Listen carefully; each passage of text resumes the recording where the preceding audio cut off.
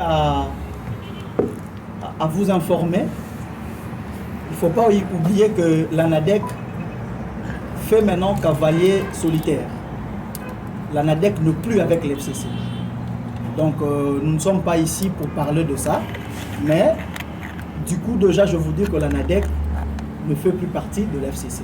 Là c'est de 1. De 2, je tiens aussi à informer à l'opinion publique que l'ANADEC ne roule pas ensemble avec le pouvoir en place.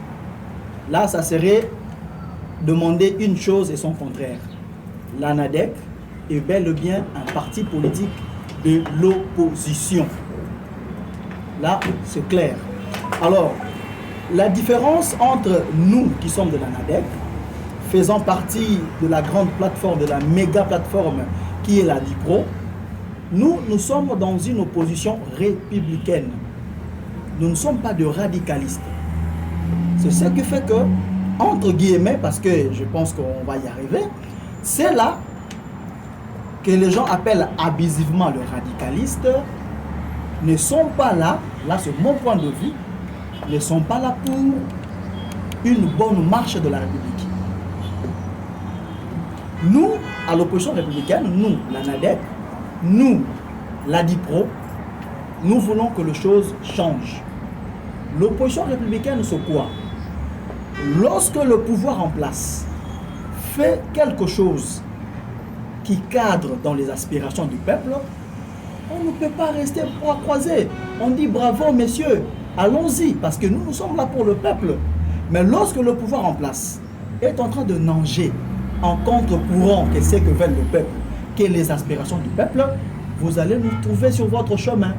C'est ça la différence entre eux, ceux-là, entre guillemets, je sais pourquoi je le dis, je les appelle d'ailleurs sous réserve le radicaliste, parce que eux, donc tous, ils sont des nonistes. Non, non, non, non, non. Même si Christ quittait le ciel aujourd'hui pour venir gouverner la République du Congo, tout ce qu'il va mettre en place, nos amis d'en face vont demeurer dans des contestations. Et la République ne pourra pas avancer, évoluer dans des contestations inutiles, à mon point de vue. Donc, nous qui sommes à l'opposition républicaine, nous, l'ANADEC, nous sommes une opposition républicaine, une opposition proche du peuple, une opposition qui cherche à voir comment est-ce qu'on peut aménager de voies et moyens pour que la population puisse quitter la misère, pour que la population puisse avoir le bien-être social. C'est ça la différence, cher Francis. Alors, pour revenir à la question de Madame Christelle, c'est ça? Ok. Aujourd'hui, il ne faut pas oublier Madame Christelle. Nos amis qui ont dit que non, il ne faut pas aller aux élections, parce qu'il y aura... Et ils disent d'ailleurs que le fichier électoral est corrompu, le processus électoral est chaotique. Je pense que je suis en face des journalistes. On vous appelle les historiens du présent. Vrai ou faux? Et alors, vous avez des images. Vrai ou faux, Messieurs Fayoulou est allé se faire enrôler. À Lubumbashi, vous n'avez pas suivi Messieurs Katumbi aller se faire enrôler avec pompe. Vous n'avez pas vu ça? Messieurs Sessanga ne s'est pas fait enrôler. Messieurs Matata, qu'on a malmené d'ailleurs avant qu'il puisse aller se faire enrôler. Vous n'avez pas suivi? Vous n'avez pas des images? Vous en avez, non? Alors, lorsque ces gens-là voulaient aller se faire enrôler, le processus était correct. Tout allait bien pour eux. La République roulait sur des plateaux d'or. Kadima était un ange. Et les autres étaient des anges adorables. Parce qu'ici, vous allez me permettre de ne pas trop citer les noms de gens, parce que nous ne sommes pas ici pour citer le nom de gens. Mais à chaque fois qu'il faudra citer le nom de gens, eh bien, je n'hésiterai pas de le faire. Parce qu'il s'agit du peuple. Nous parlons de la République, madame. Nous devons être sérieux. Donc, lorsqu'il a fallu au Quattro d'aller se faire enrôler, il n'y avait pas de contestation, il n'y avait pas de problème. Au moment où le processus a débuté, M. Katumbi était avec qui? N'est-ce pas qu'il roulait avec le pouvoir en place? M. Sessanga qui a quitté Fayoulou à l'opposition à la dernière minute pour aller soutenir son frère. Il était où au début du processus? Ce n'est pas aujourd'hui que ceux-là viendront nous donner des leçons pour nous dire que non, ben voilà, le processus est chaotique, il ne faut pas aller aux élections, il faut se retrouver autour d'une table, justement parce que nos amis d'en face, ils ne se sont pas retrouvés. Ils ne se sont pas retrouvés. La différence entre notre démarche, la marche du 30 organisée par la DIPRO et la marche du 20 mai de nos amis. Mais, madame, c'est clair. Dans les revendications, le processus est chaotique. La misère du peuple congolais. Est-ce qu'un monsieur Katumbi aujourd'hui peut mobiliser le peuple parce qu'il y a une misère au Congo?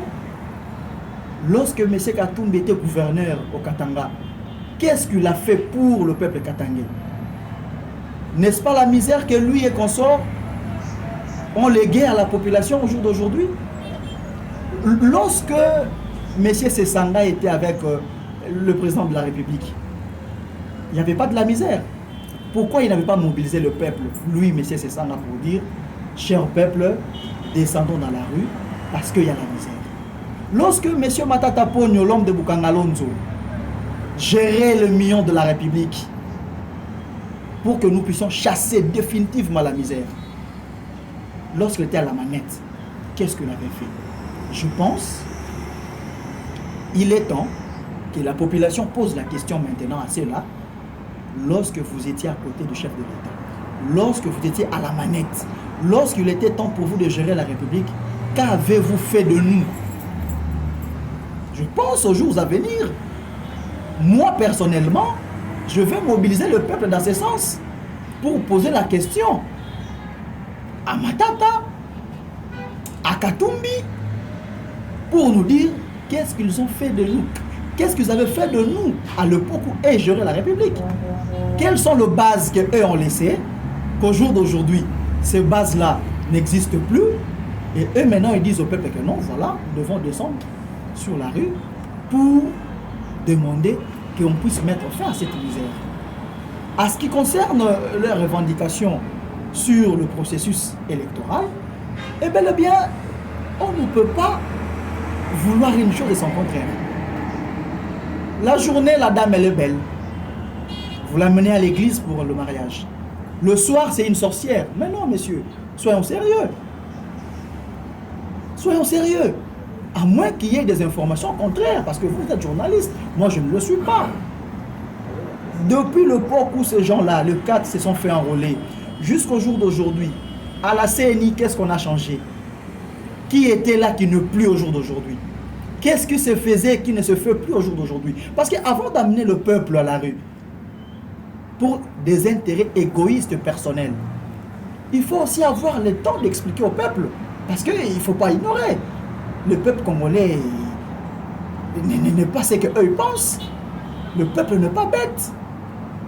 Lorsque ça va pour vous, lorsque vous n'avez pas des ennuis avec la justice, lorsque vous n'avez pas de dossier pour la redevabilité de vos responsabilités, là c'est bon. Mais lorsqu'on vous dit, messieurs, vous devez vous justifier.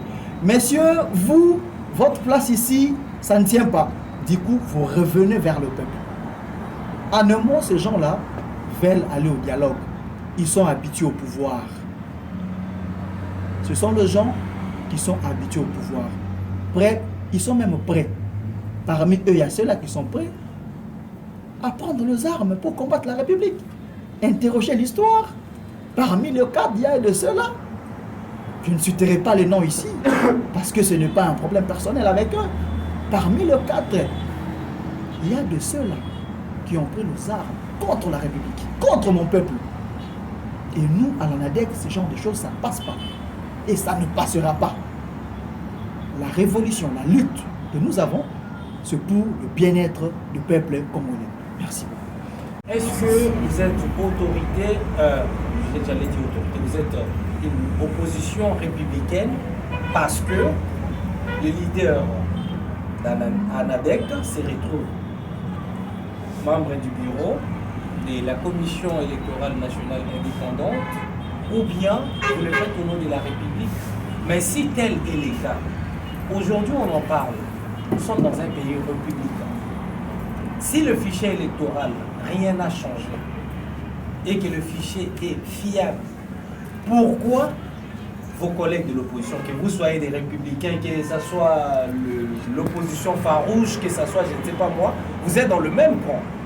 Rien n'empêche. Mais pourquoi ne pas laisser les champs libres? Parce que vous avez également marché, comme toute autre personne qui ont marché. Et on vous a protégé au nom de la République, au nom de la démocratie. Pourquoi n'aviez-vous pas appuyé en sorte que vos collègues de l'opposition, farouchement contestés par le pouvoir en place, puissent marcher? Bref, je reviens pour dire que est-ce que votre prise de position fait partie de votre autorité morale qui occupe un poste et une fonction si énorme au sein de la CENI ou bien quoi? Deuxième question, aujourd'hui on revient pour parler de l'échéance électorale pour édition 2023. Oui, on l'accepte, mais on ira aux élections comment où il y a au moins sur 4 coins de la RDC, au moins deux se retrouvent dans une situation d'insécurité totale. Comment organisera-t-il, n'est-ce pas, ces processus électoraux en République démocratique du Congo? Voilà un peu les deux petites questions que j'avais à vous poser. À la NADEC, il y a ce qu'on appelle la vraie démocratie. Le camarade, l'ex-camarade d'ailleurs, mais il n'a pas la même mise sur le parti. Il n'a même pas un mot à dire. Je pense qu'à la fin, je vais vous remettre une copie de nos statuts. Vous allez les lire, ainsi que le règlement intérieur. Donc, si nous nous sommes retrouvés à la rue le 30 du mois passé, ce n'était pas pour de raisons personnelles. Non, non, non. C'était pour des raisons de la République. Alors, parce que vous voulez qu'on joue ce jeu, réfléchissez un peu, cher ami. À l'époque où l'ex-camarade avait occupé le poste au niveau de la CNI, il était de l'opposition ou de la majorité? Parce que le poste qu'il occupe au sein de la CNI, c'est le poste réservé à l'opposition politique. Et d'ailleurs, si vous interrogez la loi sur l'opposition politique, nullement il est écrit que pour être déclaré opposant, il faut que telle ou telle personne puisse certifier votre statut d'opposant. À l'époque où l'ex-camarade avait intégré le bureau de la CNI, n'est-ce pas qu'il était révolutionnaire déjà? N'est-ce pas qu'il n'était plus avec l'FCC? N'est-ce pas qu'il ne roule pas avec le pouvoir en place? Il faut arrêter. La question nous amène à vous dire ceci. Si ce que pensent nos amis d'en face est vrai, il y a eu combien de remaniements au niveau du gouvernement? Qui de la NADEC que vous connaissez particulièrement, qui occupe un poste au sein du gouvernement ou qui a de responsabilités au sein des entreprises publiques de l'État? Personne. Je vous dis personne, cher ami. Personne. Il ne faut pas amener les gens dans des jeux parce que tel était avec le président de la République. Parce que là je reviens maintenant. Il me revient à vous poser cette question. Monsieur Sessanga aujourd'hui peut se déclarer opposant? Monsieur Katumbi peut se déclarer aujourd'hui opposant? Répondez-moi. Ce sont des gens où leurs membres de parti ou de leur regroupement politique ont occupé de postes au sein du gouvernement. Vrai ou faux? Vrai ou faux, il y avait le membre de l'ensemble au sein du gouvernement. Vrai ou faux, M. Sessang avait des ministres au gouvernement.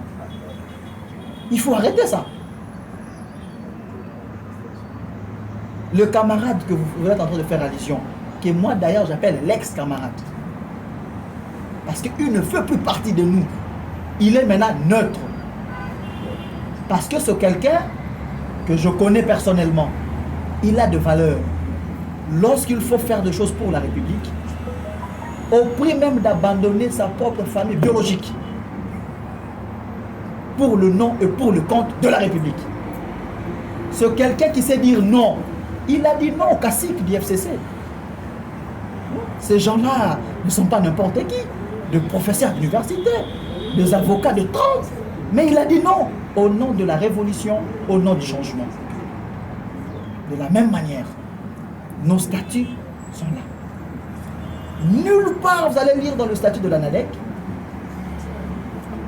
qu'après avoir été président de l'ANADEC, il a pris congé, il est parti. Il a encore à faire avec le nom. Je mets ma main à couper, je vous rassure. Que c'est nous, c'est faux. Mais il n'est pas exclu du parti. Il occupe juste une fonction au sein d'une institution démocratique. Qui peut me définir? Est-ce qu'il y a un juriste parmi vous ici? Qui peut me donner la substance juridique du terme autorité morale? C'est vidé de tout sens. C'est l'FCC qui a amené ce terme-là. Mais là, il faut aller poser la question à FCC. Nous ne sommes pas FCC. L'ANADEC, ce n'est pas l'FCC. C'est juste à titre honorifique. Quelqu'un qui était membre, il ne le plus. On ne peut pas quand même négliger tout ce qu'il a fait comme travail. Mais en rapport avec l'empêchement maintenant de vos collègues de France qui ont été empêchés farouchement le jeudi 21. Voilà, jeudi 21. Vous n'avez pas suivi plus d'une heure de discussion qu'a eu le président Moutamba et la police?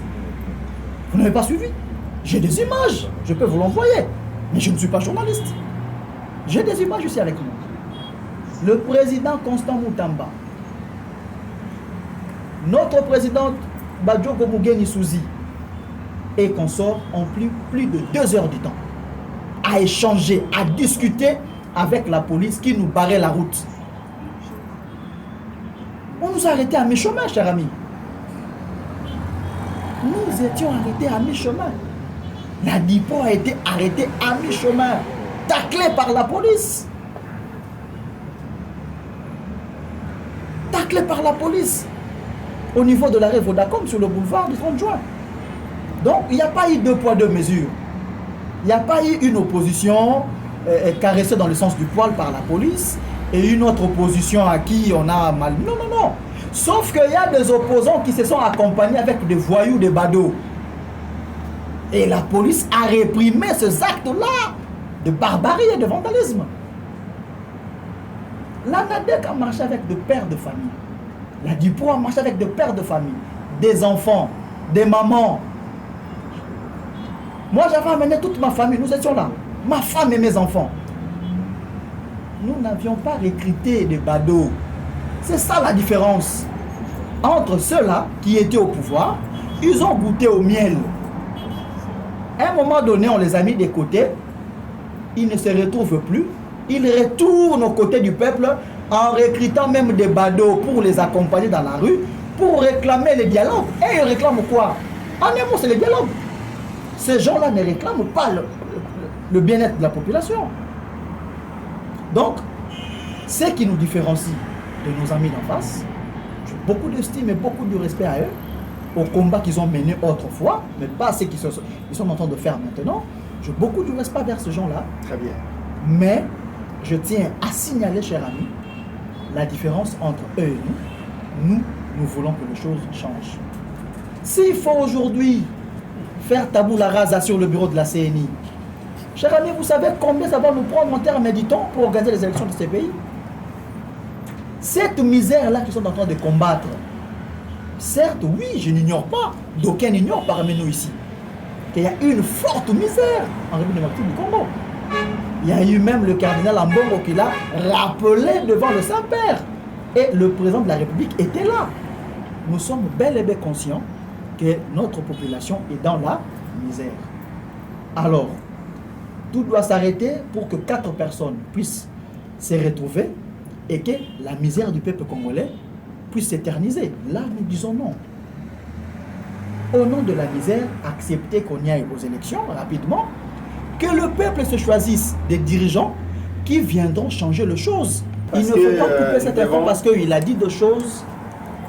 C'est très bien. Soyez économique dans vos... Prenez tous la photo de Joseph Kabila que vous avez vu en face. Ok. C'est fait? C'est fait? Avec sa barbe. Prenez. Très bien. Prenez maintenant de l'autre côté les photos qui sont là. Il y a de l'autre côté, il y a des photos. Prenez. Filmez d'autres photos qui sont là. L'ANADEC est un parti politique du Ghana parce que je vis Kwame Nkrumah sur... Parmi ces photos, il y a Kwame Nkrumah. L'ANADEC est un parti politique ghanéen. Je vis le colonel Kadhafi qui est là. L'ANADEC est un parti politique de la Libye. Je vis la photo de Tata Mandiba. L'ANADEC est un parti politique sud-africain. Répondez-moi. Donc je pense que la question de notre ami a sa réponse. Vrai ou faux? Vous avez la réponse maintenant? Non, vous pouvez reconnaître ces gens-là comme des combattants des idéologies. Mais nous parlons de la RDC, parce que lorsque vous faites allusion à l'FCC, Fonds commun pour les Congo, nous voyons directement Joseph Kabila Kabange, l'ex-président de la République, comme fondateur de ce. Maintenant, vous dites non. C'est pour reconnaître sa leadership ou son idéologie. Très bien. J'ai ici dans mon téléphone la photo de ma mère. Elle est déjà décédée. J'ai la photo de ma mère, elle est déjà décédée. J'habite maintenant chez moi. Kabila est là comme votre père. J'habite déjà chez moi. Je suis chez moi. Mais dans mon téléphone, j'ai la photo de ma mère. Cela veut dire on ne doit pas oublier son histoire, d'où l'on vient, et là où on part, et là où on est arrivé. C'est pendant le pouvoir de Joseph Kabila que le fondateur de ce parti a exercé dans la vie politique. Ce n'est pas un ingrat. Parce que je vous ai dit tout à l'heure que c'est un monsieur qui respecte les valeurs et les principes.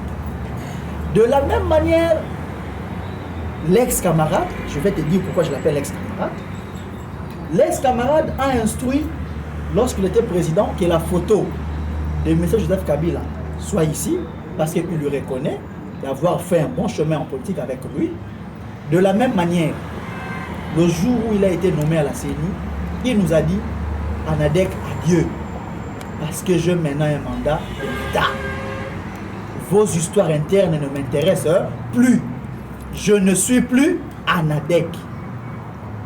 Le jour où il est allé prêter serment devant la représentation nationale, c'était la toute dernière fois que l'ex-camarade a mis ce pied dans ses bureaux. Il est parti pour du bon, je crois. Mais oui, jusqu'à ce qu'il va finir son boulot à la CENI. Lorsqu'il va finir son boulot à la CENI, il lui reviendra de songer sur son avenir politique. Nul ne plaide par procureur. Je ne suis pas son avocat pour lui défendre ici. Mais je vous réponds sur base de principe.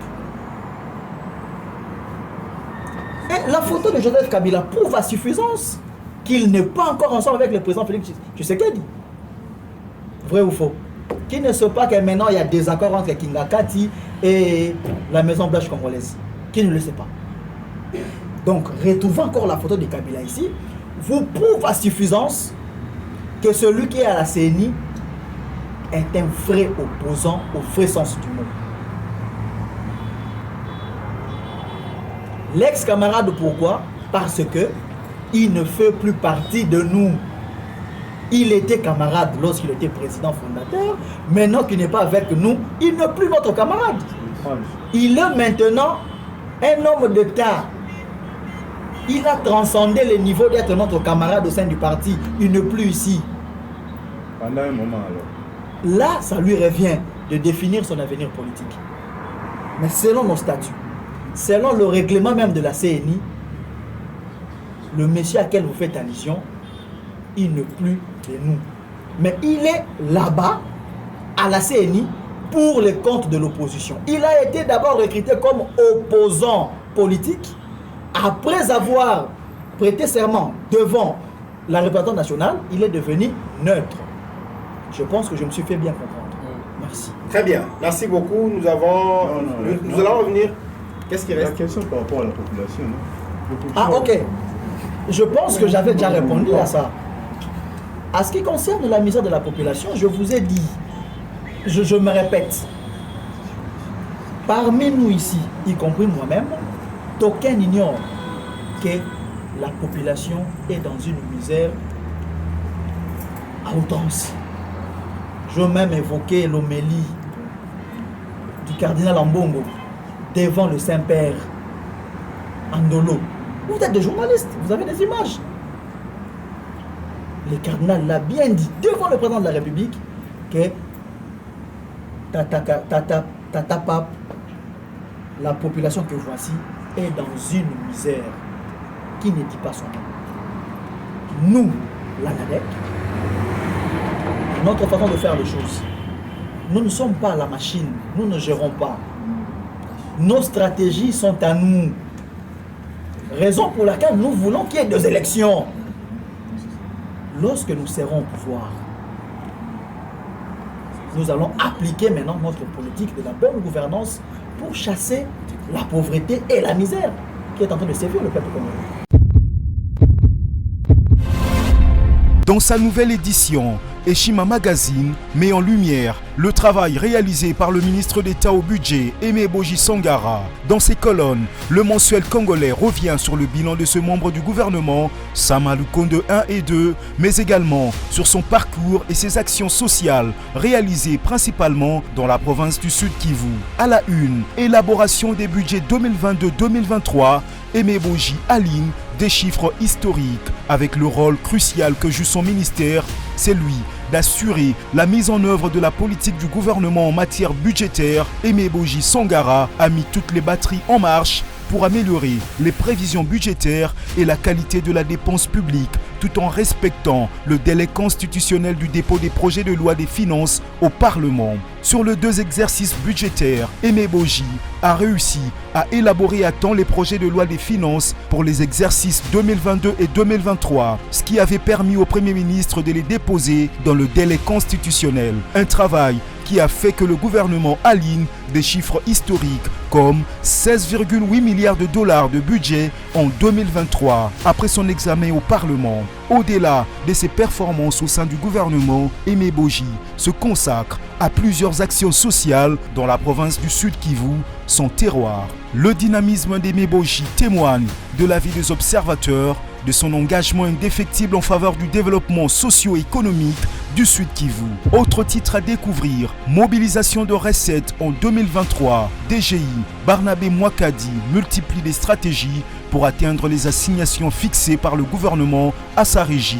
Code numérique promulgué, la RDC a réglementé sa toile. Découvrez également un entretien exclusif avec Florimond Mouteba, président du conseil d'administration de l'Observatoire de la dépense publique ODEP, et plusieurs articles économiques internationaux documentés et instructifs dans les pages d'Eshima. Eshima Magazine, un nouveau standard d'information.